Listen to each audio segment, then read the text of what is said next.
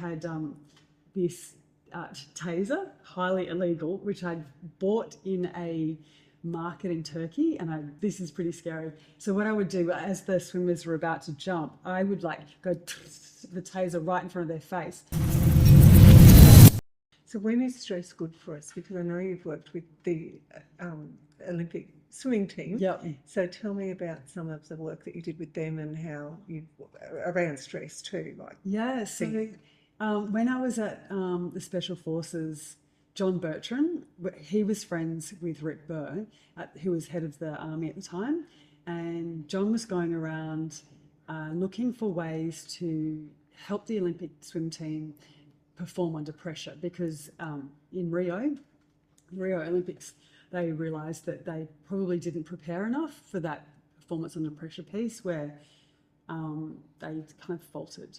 And so John had gone everywhere, because for those who don't know John Bertrand, he'd won the America's Cup.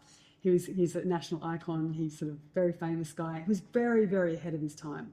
So back if you watch his documentary, I can't remember what it's called, about him winning the America's Cup. Oh, look, I probably did a long time ago. Yeah. I remember about it. Yeah, great documentary. If anyone wants it, just Google John Bertrand documentary, America's Cup. So if you see that documentary, he was doing visualization, he was doing all that mental performance stuff way before anybody else. Really admirable man. I owe him my career, actually. Wow. I love him dearly. And so he was, he said, okay, to Rick, can I come in and watch the Special Forces? Because these guys know how to perform under pressure. So he had the wherewithal to think, okay, who deals with stress in this world? These guys. I'm going to go see these guys. I know how to get there. So he's sort of walking around, and it was the board of selection. So they'd asked me to come and sit in on the selection process of the new commandos. So they have a very, very rigorous selection process that goes, really over 18 months. Incredibly difficult. I think they start off with hundreds, and then they get whittled down to, I think, between 15 or 30 guys will get through any year. And so they get every aspect of that personality, their performance, and their life just gets raked over the coals. Peel back the onion, and the man is bare. There's nothing to hide in these selection process, because you want to know who you're getting through, and what does this man, how does he operate under pressure? There's no women had gotten through at this stage, haven't yet. And so I was there, so I did a whole lot of emotional intelligence testing on them, because they know that for the Special Forces, emotional flexibility and emotional management and perception is incredibly important, because they have such a diverse remit.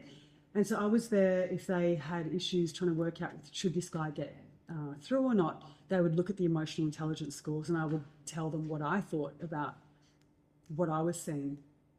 And so John Bertrand was I was the only girl there in city clothes, and he's like, who are you? What are you doing here? And I'm like, I'm Gemma, I'm a researcher. And he's like, oh, and then you just see his eyes just lit up, and he's like, tell me more. And he looks in at this certain way, and then I was saying, yeah, so we just did this research, and our research shows that the guys perform under pressure. And I was just sort of saying all the language that he was looking for. And I was like, here's the data. This is what, we've found. They shoot better. Their cortisol levels are better. They perform so much better. Their team dynamics is really good. And he's like, can you come and help the swim team? So I was working with Matt at the time, who was running the human performance wing at the Special Forces, and he was instrumental in helping me build this program. And so he said, you two come with me and let's work with swimmers. And I'm like, oh, okay. I was not actually into sport, had no idea. And I went, yeah, okay. So that's always just to say yes to everything and work it out later. And so then we, first of all, had to get buy-in from the coaches, because the coaches were sort of the gatekeepers. If the coaches didn't like it, they were never going to let us near the swimmers. And the coaches, loved what we did. And because, Matt's very charismatic, very smart, and he's, war hardened. He'd been blown up in war, and he'd done 4 tours, and, he knows his stuff. He'd been a commando for 20 years. So they really respected him. So I would bring the science and then he would bring the practical stuff. And so then we trained the top female and the male swimmers. And part of that, getting back to the question you asked me, was we went down to the AIS and they were doing relay training for the females. And that basically was getting them to train how to do the changeovers for the relays.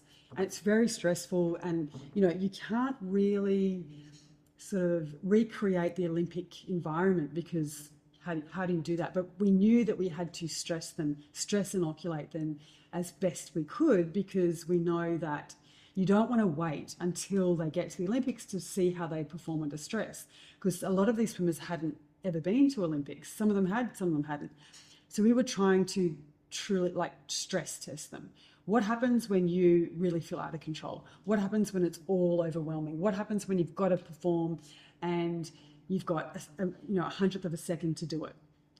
So we came up with all these stress inoculation strategies, and so it involved noise, smoke, bombs, music, sirens, battle, noise, babies crying, dogs barking, all this awful noise while they were trying to train.